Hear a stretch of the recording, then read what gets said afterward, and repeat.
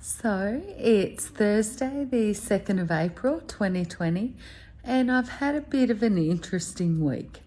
I contacted my two super funds to ask about terminal illness benefit. You know, you have that insurance on your super. Well, this is where it comes in. So I have two super funds. The first is my military super, MSBS, Military Superannuation Benefit Scheme, from my time in the Air Force.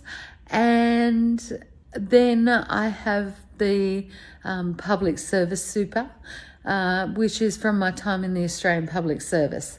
So funnily enough, both of these are administered by the same place, the Commonwealth Superannuation Corporation.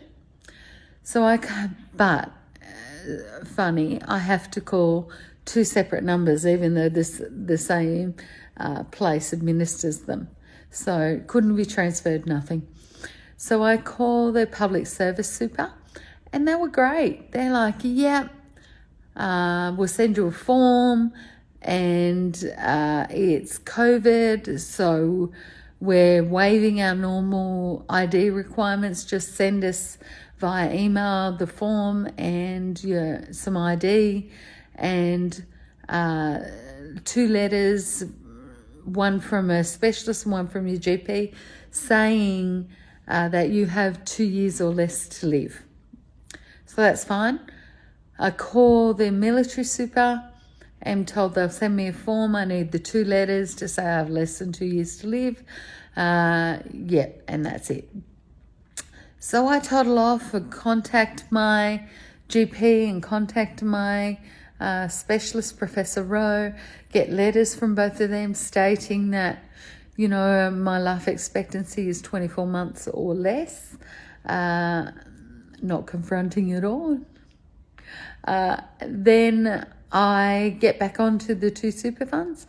Public service super, no problem. Done in 5 minutes. And the lady was lovely, you know, they're like, you know, I'll be your contact person for this whole process. So I'll keep in contact. If you have any questions, just ask anytime. I contact military super and they say, oh yeah, and also do the letters say this? I'm like, say what? So additionally, they want a very specific paragraph in there.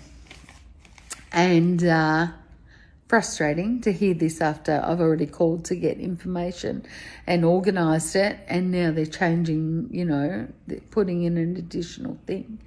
So I have to go back to my doctors and get this added. Not just saying that I'm, you know, I have this disease that is, you know, progressive quite quickly and all the rest of it and how it affects me. But I also have to get inserted in there, unlikely to work again in employment for which the member is reasonably qualified by education, training or experience, or for which the member could be reasonably be qualified after retraining. Like, I'm dying. What retraining would you like me to do? Anyway, never mind. Off I go. So I go and get the letters changed. Again, my health professionals were amazing, you know, no problem at all. Both scoffed a little bit at this requirement. So I do that, get back onto them, get the letters, you know, get back onto the military super, and they say, okay, now we want 2 certified pieces of identification, and I have to post all of this into them. Not email, post. So during this COVID, I had to find somewhere I could go to get my ID certified, which is a challenge, but luckily my pharmacist did it. And then I had to go to the post office and post all this stuff.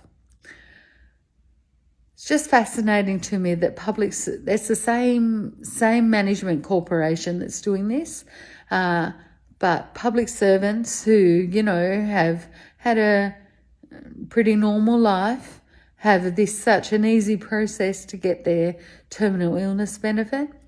Military just stuff you around from beginning to end. Everything is difficult. Everything has unnecessarily, laborious administrative steps. So thanks, military. You get me in difficult spots from beginning to end.